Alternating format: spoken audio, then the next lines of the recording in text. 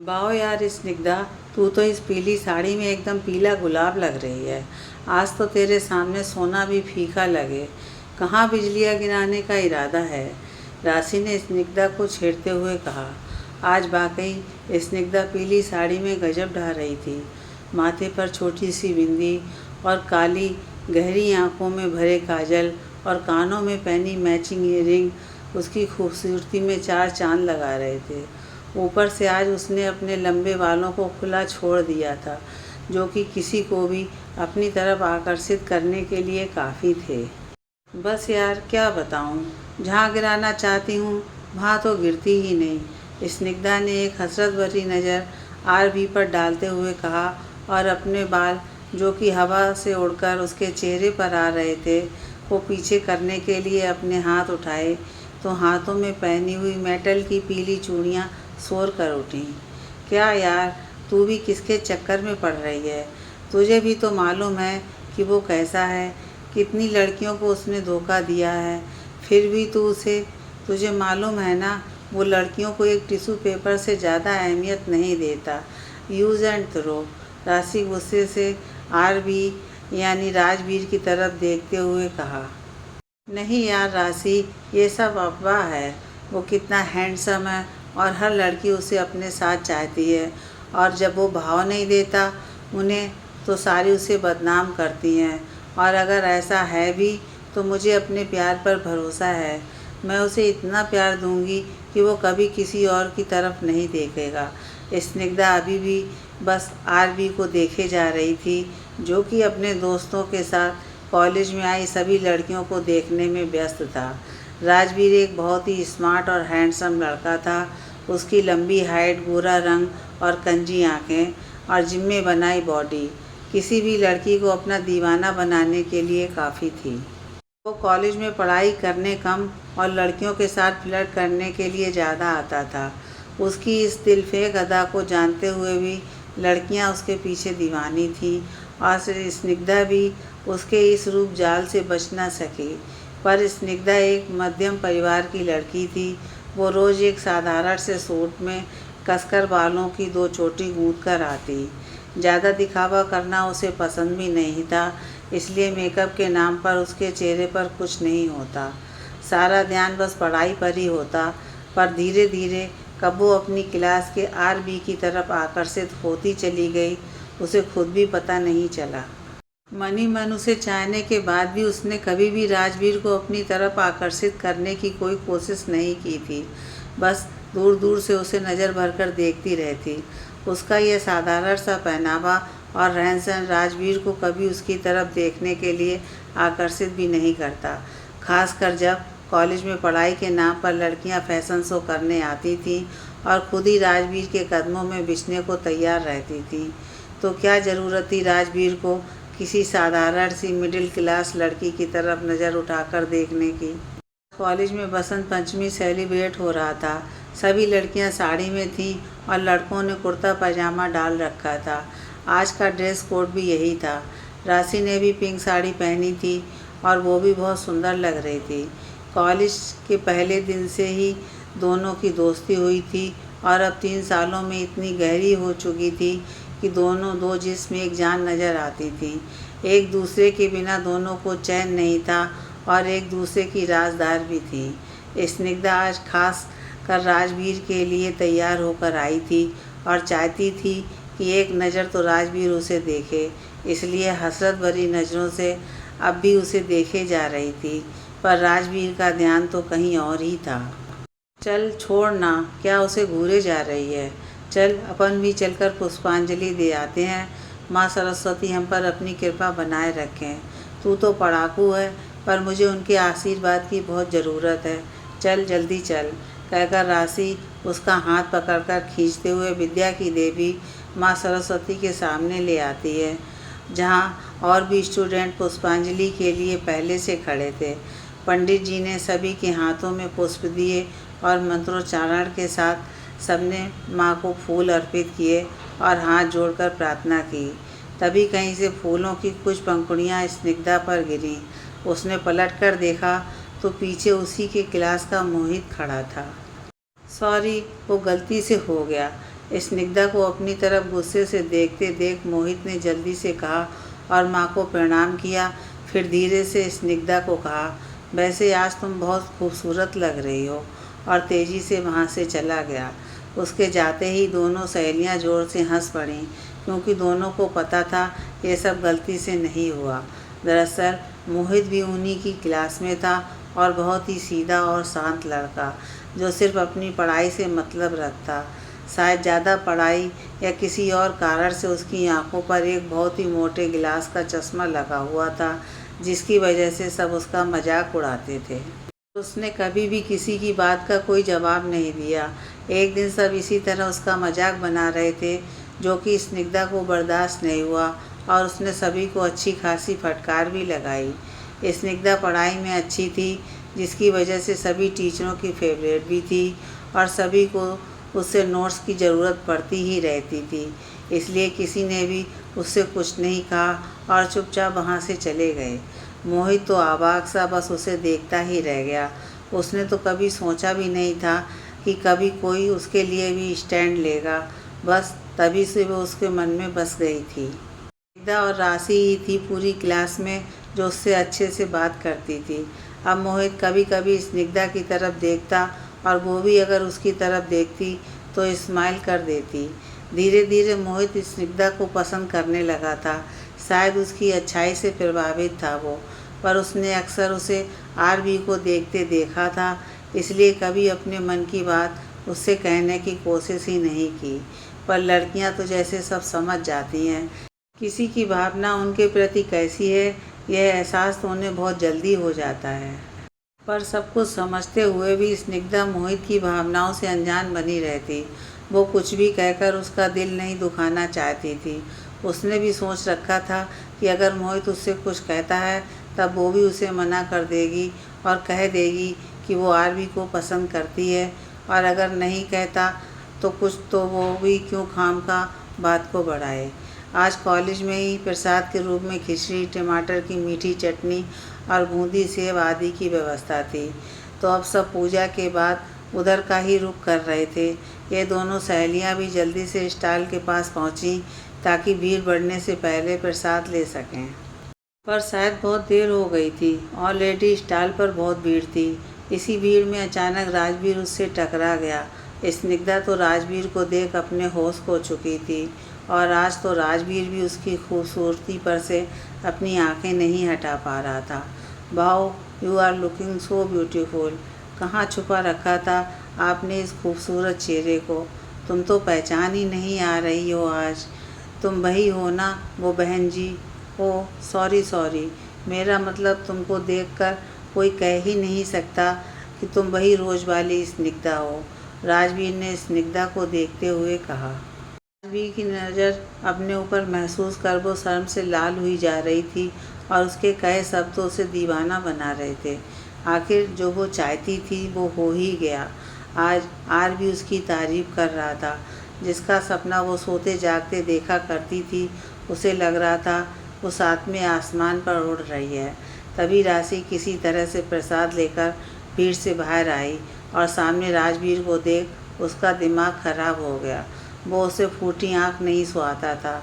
चल यहाँ से, मैंने प्रसाद ले लिया है। कहाँ रह गई थी तू? चल कोई ना, मैंने तेरे लिए भी ले लिया है। उधर बेंच पर बैठते हैं। राशि ने आरवी को इग्नोर करते हुए स्निग्धा को वहाँ से चलने को कहा और स्निग्धा को भी पता था कि राशि उससे चिढ़ती है, इसलिए बिना उससे कुछ कहे चुपचाप उसके साथ चली गई।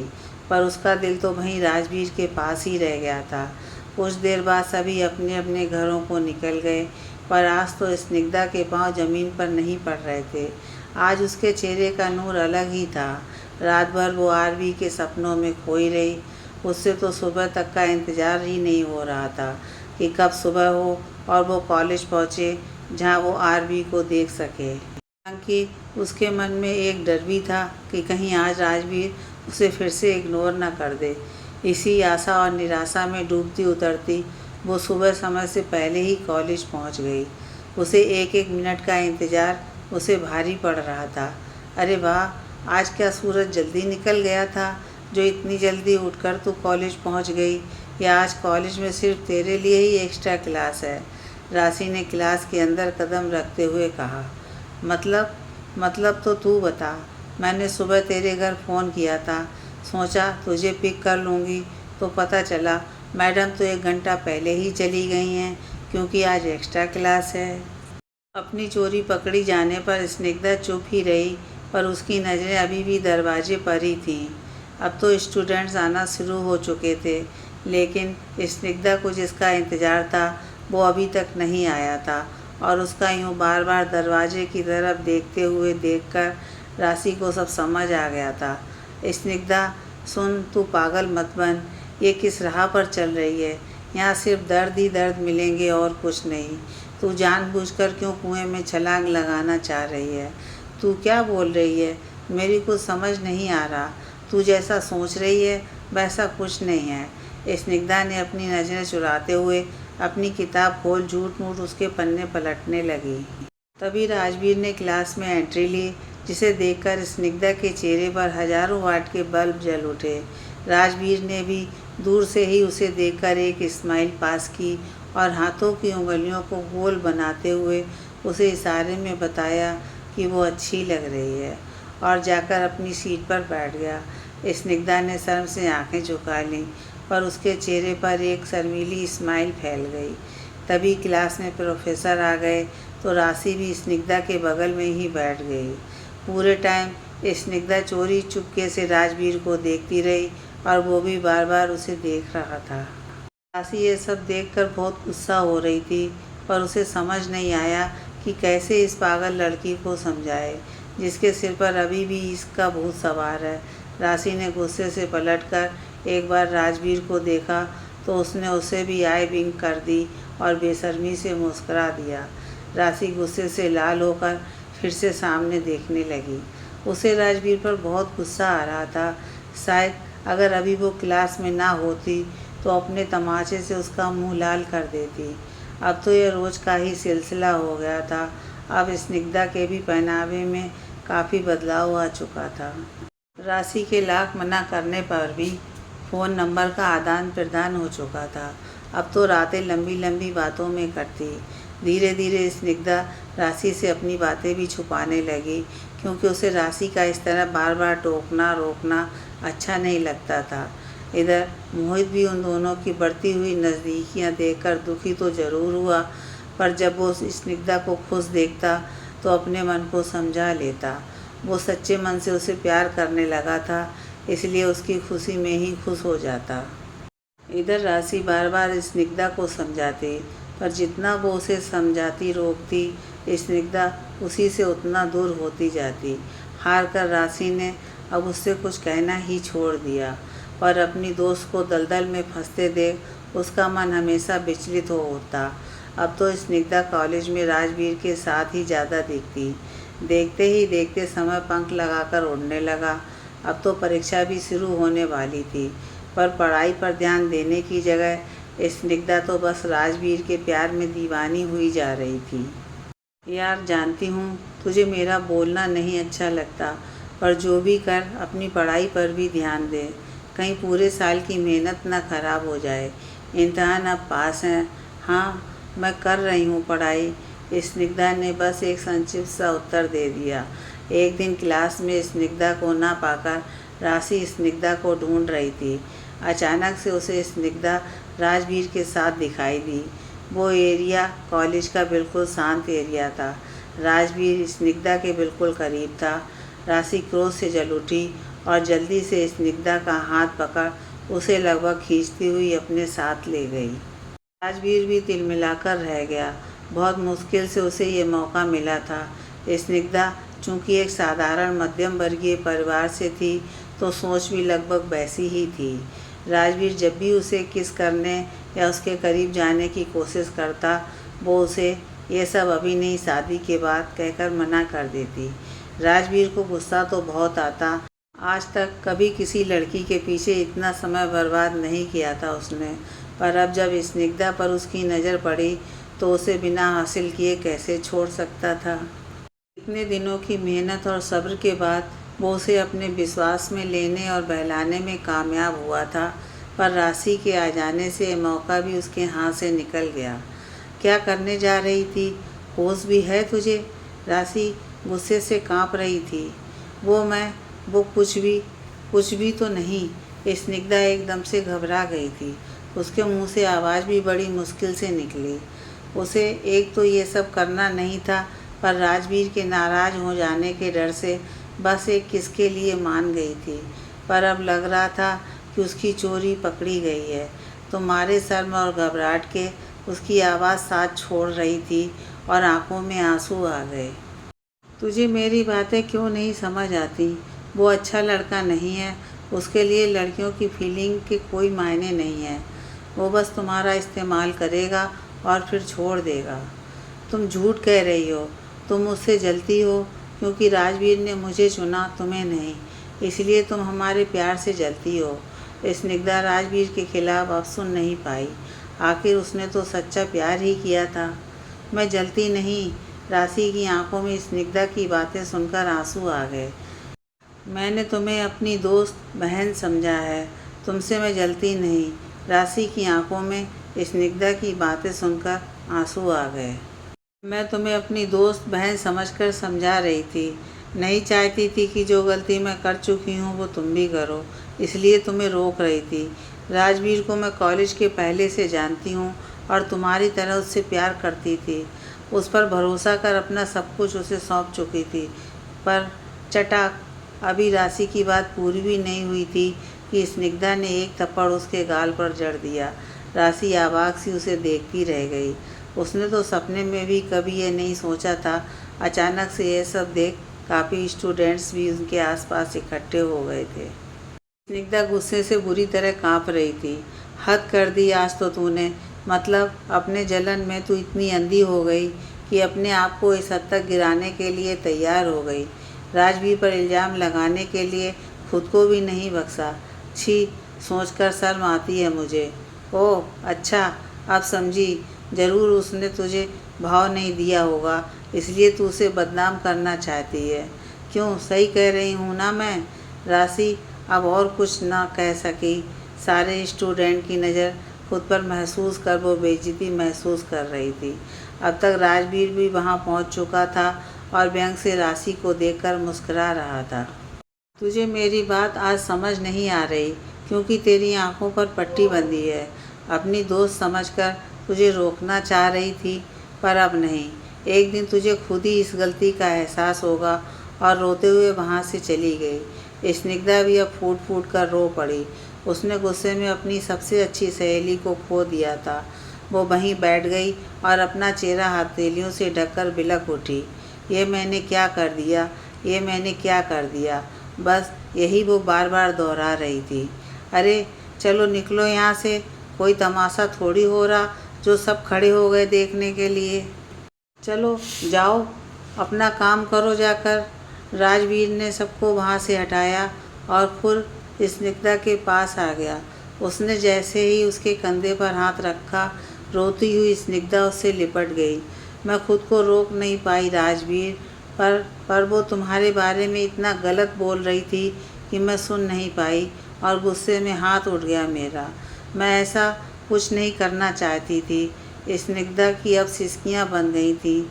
मेरा बच्चा मुझसे इतना प्यार करता है। राजवीर ने उसके सिर को सहलाते हुए उसे शांत करने की कोशिश की। स्निग्धा तो अभी भी उसके सीने में मुंह छुपाए रो रही थी, पर राजवीर के होठों पर एक कुटिल मुस्कान थी और सामने खड़े अपने दोस्तों को देखकर उसने एक विजयी मुस्कान देते हुए अपनी एक आंख दबा दी। ओह सॉरी आरबी, वो आपकी शर्ट खराब हो गई। स्निग्धा को अचानक एहसास हुआ वो कब से राजवीर के गले लगी हुई है और उसके आंसुओं से उसकी शर्ट खराब हो रही है। तो शर्मिंदगी से खुद को उससे अलग करते हुए कहा, कोई ना जान, तुम्हारे लिए एक क्या ऐसी 100 शर्ट कुर्बान, पर मैं ऐसी तुम्हें रोते हुए नहीं देख सकता। अब चुप हो जाओ। उसने स्निग्धा के गालों पर फैले आंसुओं को पोंछते हुए कहा। एक काम करते हैं, मेरा घर यहीं पास में ही है। चलो मैं वहाँ शर्ट भी चेंज कर लूँगा और तुम्हें भी अपना घर दिखा दूँगा और तुम मेरे मम्मी पापा से भी मिल लेना। ऐसे कैसे? क्या सच में? पर मैं ऐसी रोनी सूरत लेकर कैसे जाऊं उनके सामने। तुम बहुत प्यारी लग रही हो, चलो ना, ज़रा वो लोग भी तो अपनी होने वाली बहू को देख लें और तुम भी अपने होने वाले सास ससुर को देख लो। स्निग्धा उसकी बातों को सच मान रही थी। उसे लगने लगा सच में राजवीर उसे अपने मम्मी पापा से मिलवाना चाहता है, इसलिए उसके साथ जाने को तैयार हो गई। थोड़ी ही देर में स्निग्धा राजवीर के साथ उसके फार्म हाउस पर थी। ये है तुम्हारा घर, उसने फार्म हाउस को देखते हुए कहा। हाँ, अरे तुम अंदर तो आओ। वो क्या है ना, मुझे अभी याद आया कि मॉम डैड आज यहाँ आने वाले थे, तो इसलिए मैं भी तुम्हें यहीं ले आया। आओ चले अंदर। Come let's go. राजवीर ने अपना हाथ आगे बढ़ाया। स्निग्धा को थोड़ी झिझक तो हो रही थी, पर जब राजवीर ने हाथ बढ़ाया तो उसने उसका हाथ थाम लिया और उसके साथ अंदर चली गई। अरे हरिया अंकल मम डैड आए या नहीं अभी तक? नहीं बाबा, अभी तो नहीं आए। हरिया को भी राजवीर की हरकतों का पता था, पर मालिक के आगे कौन बोले, इसलिए उसने संक्षिप्त सा उत्तर दिया और वापस अपने काम में लग गया। ओके, कोई बात नहीं, पर अंकल मेरे कमरे में 2 गिलास जूस भिजवा देना, हम वहीं बैठकर उनका इंतज़ार कर लेंगे। पर आर भी हम यहीं ड्राइंग रूम में बैठते हैं ना। स्निग्धा अब थोड़ी घबरा रही थी। ओह कम ऑन यार, चलो भी, तुम्हें अपना हमारा कमरा दिखाता हूँ और मैं अपनी शर्ट भी चेंज कर लूँगा। शादी के बाद तुम किस कमरे में रहोगी, क्या तुम देखना नहीं चाहोगी?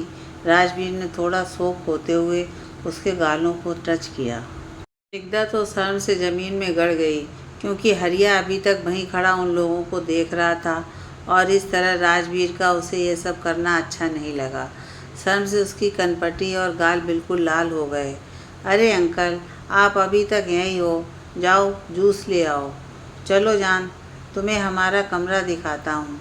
राजवीर उसका हाथ पकड़ अपने रूम की तरफ बढ़ गया और हरिया नागवारगी से अपनी गर्दन हिलाते हुए वहाँ से चला गया। आओ जान, देखो यह है हमारा कमरा, राजवीर ने चहकते हुए कहा। स्निग्धा थोड़ी सकचा रही थी, पर फिर भी मुस्कुराने की कोशिश कर रही थी कि कहीं राजवीर को बुरा न लगे। वाओ, बहुत सुंदर कमरा है तुम्हारा, इट्स सो ब्यूटीफुल, स्निग्धा ने कमरे पर नज़र डालते हुए कहा। अब तो चलो ना, आज भी हम बाहर ही वेट करते हैं अंकल और आंटी का, वो लोग क्या सोचेंगे, हम ऐसे ही तुम्हारे कमरे में आ गए। अरे 2 मिनट तो बैठो, और कुछ नहीं सोचेंगे वो लोग, मैं बस चेंज तो कर लूँ। और उसने उसे हाथ पकड़कर वहीं बेड पर उसे बैठा दिया और उसके सामने ही शर्ट के बटन खोलने लगा। ये क्या कर रहे हो? तुम बाथरूम में चेंज कर लो या बोलो तो मैं बाहर वेट कर लेती हूँ। बोलती हुई स्निग्धा उठकर बाहर जाने के लिए खड़ी हो गई। ओहो, तो मेरी जान को शर्म आ रही है। अरे अब हमारे बीच कैसा पर्दा। बोलते हुए राजवीर स्निग्धा के बिल्कुल करीब आ गया। आर भी प्लीज़, मुझे ये सब ठीक नहीं लग रहा, हम कभी और मिलेंगे अंकल आंटी से, बहुत देर भी हो गई है, घर पर भी सब मेरा इंतज़ार कर रहे होंगे, प्लीज़ मुझे घर ड्रॉप कर दो। क्या यार स्निग्धा, तुम्हें अब भी मुझ पर भरोसा नहीं? तुम्हें क्या लगता है मैं तुम्हें धोखा दूंगा? राजवीर ने झूठी नाराज़गी दिखाते हुए कहा। आर भी, तुम्हें पता है ऐसी कोई बात नहीं है, मैं तुम पर पूरा भरोसा करती हूँ, पर कुछ चीज़ें शादी के बाद ही सही लगती हैं, मेरे संस्कार मुझे इसकी इजाज़त नहीं देते। शादी शादी शादी, जब देखो एक ही रट लगाए रहती हो, जब तुम्हें भरोसा ही नहीं मुझ पर तो शादी क्यों करनी है मुझसे? राजवीर अब झुंझलाकर स्निग्धा पर चिल्ला पड़ा। स्निग्धा एक पल को तो डर के सहम गई, उसकी आंखों में फिर से आंसू झिलमिला उठे। आज ही उसने अपनी सबसे अच्छी सहेली को खो दिया था, अब उसे लगा शायद वो राजवीर को भी ना खो दे। राजवीर उसकी तरफ पीठ फेर कर खड़ा था, उसे पीछे से जाकर हग किया। सॉरी आरबी, तुम प्लीज़ नाराज़ ना हो, मुझे तुम पर पूरा भरोसा है, प्लीज़ मुझसे गुस्सा मत हो। राशि भी मुझसे गुस्सा हो गई है, अब मैं तुम्हें नहीं खो सकती। बोलते हुए स्निग्धा सिसक उठी। राजवीर के चेहरे पर एक कुटिल मुस्कान तैर गई। उसने हाथ पकड़कर स्निग्धा को अपने सामने किया और उसका माथा चूमते हुए कहा, मैं तुम्हें कभी नहीं छोड़ूंगा। I love you dear. और उसने अपने रुमाल से उसके आंसू साफ कर अपने गले से लगा लिया। भावनाओं से उस वक्त कमज़ोर स्निग्धा भी खुद को उससे अलग ना कर सकी और आज उसने वो कर दिया जो उसे नहीं करना चाहिए था। जब भावनाओं का तूफान थम गया तो स्निग्धा को होश आया कि वो क्या कर बैठी है। उसकी रुलाई फूट पड़ी। ये जो कुछ भी हुआ ठीक नहीं हुआ। आरबी, ये सब नहीं होना चाहिए था। हमसे सब गलत हो गया। कुछ भी गलत नहीं हुआ। We are grown up people यार, ज़्यादा मत सोचो। चलो तुम्हें घर छोड़ दूँ। पर आरबी, तुम जल्दी से अपने पेरेंट्स से हमारी शादी के लिए बात कर लेना प्लीज़। हमें अब देर नहीं करनी चाहिए। हाँ ठीक है, अब चलो तुम्हें ड्रॉप कर दूँ। राजवीर ने संक्षिप्त सा उत्तर दिया। अचानक से स्निग्धा को उसके बात करने के लहजे में फ़र्क महसूस होने लगा था, पर उसने इसे अपना भ्रम समझकर ध्यान नहीं दिया और वापस घर आ गई। पर भी उसने किसी से कुछ नहीं कहा। अगले दिन राजवीर ने कॉलेज में स्निग्धा की तरफ देखा तक नहीं। जब स्निग्धा से नहीं रहा गया तो वो उठकर राजवीर के पास पहुंच गई। क्या बात है आरबी, मुझसे नाराज़ हो क्या? नहीं, नाराज़ क्यों होऊंगा, बस थोड़ा सा बिजी हूँ, तुमसे बाद में बात करता हूँ। राजवीर ने बड़े ही अनमने ढंग से जवाब दिया, जबकि स्निग्धा देख रही थी कि वो कुछ भी नहीं कर रहा सिवाय अपने दोस्तों के साथ हंसी मजाक के। स्निग्धा मायूसी वहाँ से हट गई। उसे समझ नहीं आ रहा था कि अचानक से ऐसा क्या हुआ जो राजवीर उससे अनदेखा करने लगा। अब तो ये रोज़ की ही बात हो गई थी। वो ना तो उसका फ़ोन उठाता और ना ही कॉलेज में ही उससे बात करता, यहाँ तक कि उसे दूर से ही देखकर अपना रास्ता बदल लेता। आजकल वो किसी और लड़की के साथ घूमता नज़र आता। स्निग्धा को अब राशि की कही हर बात सही नज़र आ रही थी, पर अब सिवाय पछताने के वो कुछ नहीं कर पा रही थी। क्या हो गया है राजवीर तुम्हें? क्यों नहीं अब मुझसे बात करते हो? तुम तो हमारी शादी की बात करने वाले थे अपने घर में। बताओ मुझे, आखिर ऐसी क्या गलती हो गई मुझसे जो मुझसे दूर रहने लगे हो? ना मिलते हो, ना मेरा फ़ोन उठाते हो।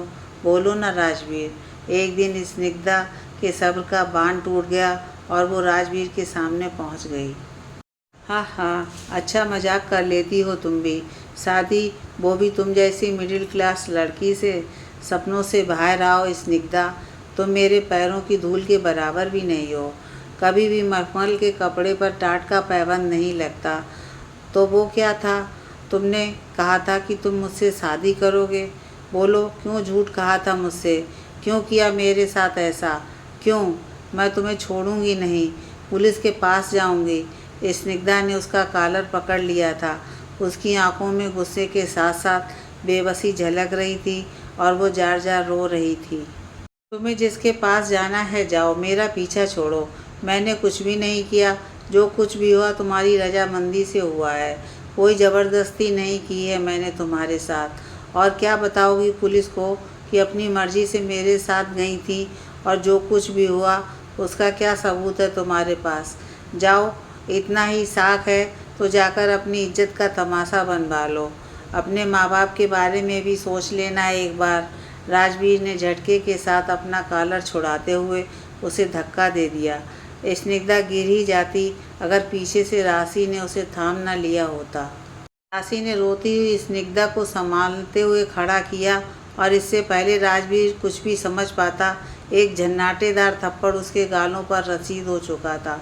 बहुत शौक है ना तुम्हें लड़कियों से खेलने का? तुम्हारा यही शौक एक दिन तुम्हें ले डूबेगा। राशि गुस्से से कांपती हुई उससे कह रही थी कि मुझ पर हाथ उठाएगी? तेरी इतनी हिम्मत? राजवीर इस बेइज्जती को बर्दाश्त नहीं कर पाया और उसने राशि पर अपना हाथ उठाया। राशि ने भी डर से अपनी आंखें मींच ली थी, पर जब बहुत देर तक कोई हरकत नहीं हुई तो उसने आंखें खोली तो देखा राजवीर का हाथ मोहित ने रोक रखा है और वो अपना हाथ छुड़ाने की कोशिश कर रहा है। अरे राशि, स्निग्धा बहुत रो रही थी और उसने उसे दौड़कर उस पुल की तरफ जाते हुए देखा है।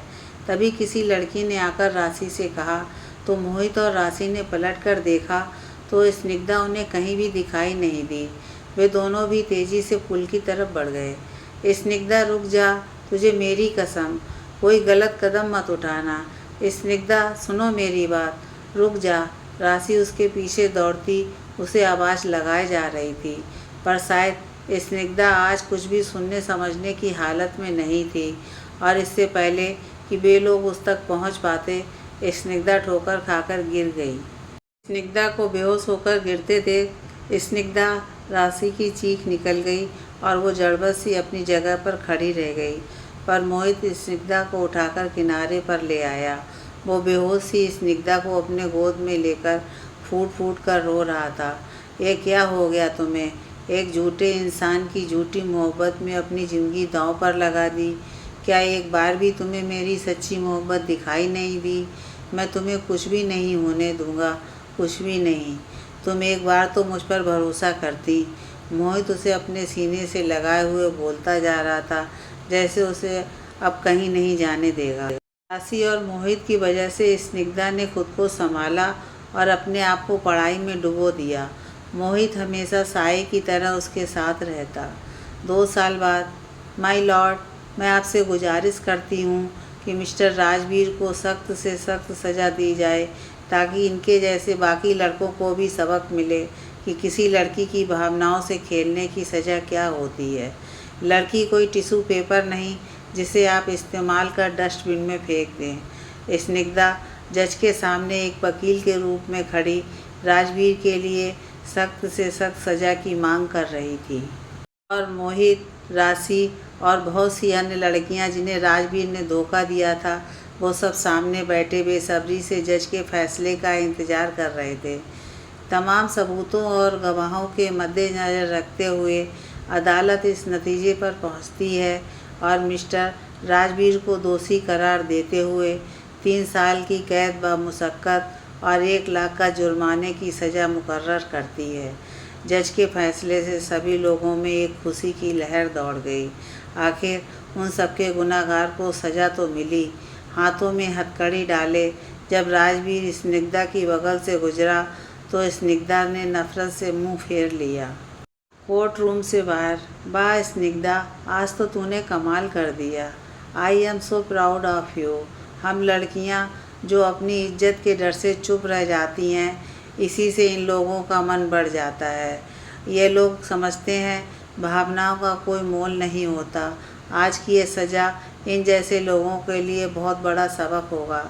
राशि खुशी से स्निग्धा को बोले जा रही थी। स्निग्धा उसकी बातें सुनकर मुस्करा तो रही थी, पर उसकी नज़र सबसे पीछे खड़े मोहित पर थी, जो गर्व से उसे देखकर मुस्करा रहा था। स्निग्धा सभी लड़कियों के बीच से होते हुए अब मोहित के पास पहुंच गई और अपनी बैग से एक सुर्ख गुलाब निकाल उसके सामने घुटनों पर बैठ गई। क्या तुम मुझसे शादी करोगे?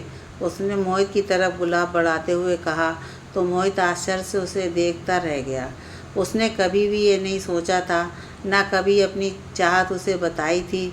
खुशी उसकी आंखों से छलकने को बेकरार थी और गले में कुछ अटक गया हो जैसे। अपने आप को बोलने में वो असमर्थ पा रहा था। जल्दी बताओ, हाँ या ना, मेरे घुटनों में दर्द होने लगा है। स्निग्धा मोहित की हालत को समझते हुए माहौल को हल्का करने के उद्देश्य से बनावटी गुस्से से बोली। तो मोहित ने हड़बड़ाकर उसे उठाकर अपने गले से लगा लिया। दोनों इतने भावुक थे इस पल कि कुछ भी बोलने में खुद को असमर्थ पा रहे थे। तभी राशि एक छोटी सी बच्ची को गोद में लेकर उनके पास आई तो मोहित ने उसे गोद में लेते हुए कहा, आजा मेरी गुड़िया, अपने पापा के पास आजा। आज आखिर तेरी मम्मी को मेरी खामोश मोहब्बत समझ आ ही गई। बहुत इंतज़ार करवाया है तेरी माँ ने, अब मैं भी उसे इंतज़ार करवाऊँ? बोलो, क्या कहती हो मेरी गुड़िया रानी? मोहित की बातों से बच्ची खिलखिलाकर हंस पड़ी और उसके सामने के छोटे छोटे 2 दांत चमक उठे। स्निग्धा ने गुस्से से मोहित की बाह में मुक्का जड़ दिया और फिर दोनों को अपनी बाहों में भर लिया। मोहित, तुम्हारी सच्ची मोहब्बत तो बहुत पहले से ही महसूस कर चुकी थी, पर मैं मन में किसी भी गलानी को लेकर तुम्हारी ज़िंदगी में शामिल नहीं होना चाहती थी।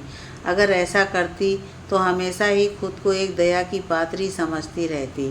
तुम्हारी मोहब्बत ही तो मेरी ताकत थी और शायद आज जो भी मैंने किया वो इसी दम पर किया है। बोलते हुए स्निग्धा भावुक हो उठी। मोहित ने भी अपनी बाहें फैलाकर उसे अपने में समेट लिया।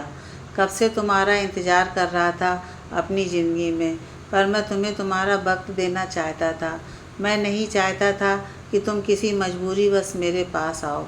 मैं चाहता था कि तुम्हें भी मुझसे प्यार हो और तभी तुम मुझे स्वीकारो। फिर इसके लिए चाहे मुझे पूरा जीवन ही क्यों ना इंतज़ार करना पड़ता। बोलते हुए मोहित ने स्निग्धा के माथे पर अपने प्यार की मुहर अंकित कर दी। अब राशि भी सबको साथ में हक करते हुए बोल उठी, अरे मुझे भूल गए तुम लोग, मैं भी यहाँ हूँ भाई। और सबकी सम्मिलित हंसी वातावरण में गूंज उठी। तभी हवा के झोंके से पेड़ में लगे पीले फूल उन पर बरसकर उनके जीवन में बसंत के आगमन का संदेश दे रहे थे।